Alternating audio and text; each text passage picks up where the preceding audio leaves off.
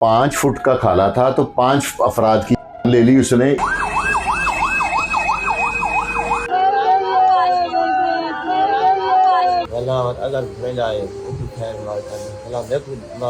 ये मामे फुफ्फो के आपस में रिलेटिव थे। मैं मौत के करीब हाँ, ये वल्ला को पत्ते पे बजता या ना बजता। इतनी सी जगह के लिए 5 फुट यानी कि 2 फुट का रफड़ होगा या 1 फुट का रफड़ होगा। उसने इतनी सी जगह के पीछे अपने खून के रिश्ते खत्म कर दिए, जहाने फानी से उन्हें कूच करवा दिया। 4 बंदे अपने मोरे पर, कोई कसूर को नहीं, कोई बात घाटा को नहीं। आपको मैं एक बात बताऊं कि यहाँ पे भी सीसीडी मुतहर्रिक है।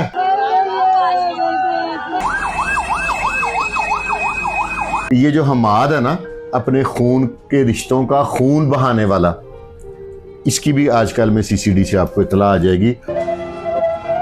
नाज़रीन, 5 फुट के खाले की वजह से 5 अफराद को मौत के घाट उतार दिया गया। ये वाकया कहाँ पे है, सारी तफसीलात शाहजी से जानेंगे।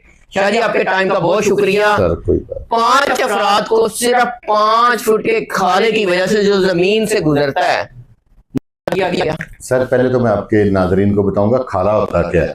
ये जो खाला होता है ना, ये जो नहर से पानी खेतों को सराब किया जाता है ना, तो खाला बनाया जाता है। नाला खाला नहीं, नाला और चीज है, खाला और चीज है।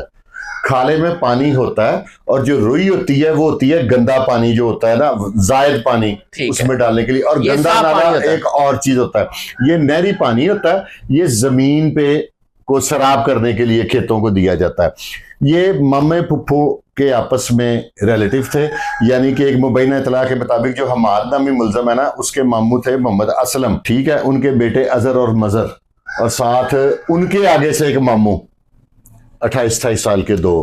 5 अफराद को 5 फुट का खाला था तो 5 अफराद की ले ली उसने। इतना तैश में आ गया कि हल्की सी कोई और कोई ये लंबी लड़ाई नहीं थी, ये थी कि फुट इधर कर लो फुट इधर।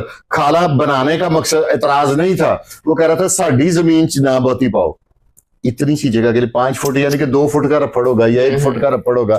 उसने इतनी सी जगह के पीछे अपने खून के रिश्ते खत्म कर दिए, जहाने फानी से उन्हें कूच करवा दिया, और उनकी जान लेने से भी गुरेज नहीं किया, सिर्फ 5 फुट के खाले से। कहाँ पे होगा ये वाकया? ये ना बक्खर है का इलाका है, सरगोदा के साथ एक जगह है बक्खर, वहां पे है बस्ती चांडियो, वहां पे ये पेश आया।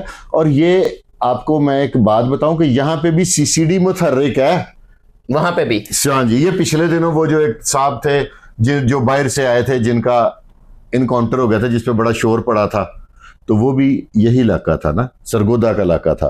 तो सरगोदा पत्थर, वहां पे सीसीडी एक्टिव होने के बावजूद, और एक आपको और एक मुबैना इतला बता दो कि ये जो हमाद है ना, अपने खून के रिश्तों का खून बहाने वाला, इसकी भी आजकल में सीसीडी से आपको इतला आ जाएगी कि उन्होंने केस कूस से इनकी फैमिली को, मुझे लगता है सीसीडी बचा देगी। ये जो है ना हमाद, इसको इसके जो अजीज़ो कारब है ना, जिनका इसने खून बहाया, इसको उनके पास ही पहुंचाने की तैयारियां मुकम्मल हो रही हैं, और ये सुहेल ज़फ़र चट्टा साहब की तरफ से हो रही हैं, और ये एक ठीक इकदाम है। इस तरह का जो इंसान है जिसको इतना ज़्यादा गुस्सा आता है कि उसको अपने खून के रिश्ते भी नज़र नहीं आते, मेरी बात फॉलो कर रहे हैं, तो क्या उसको इस अंजाम पे पहुंचाना ठीक नहीं है?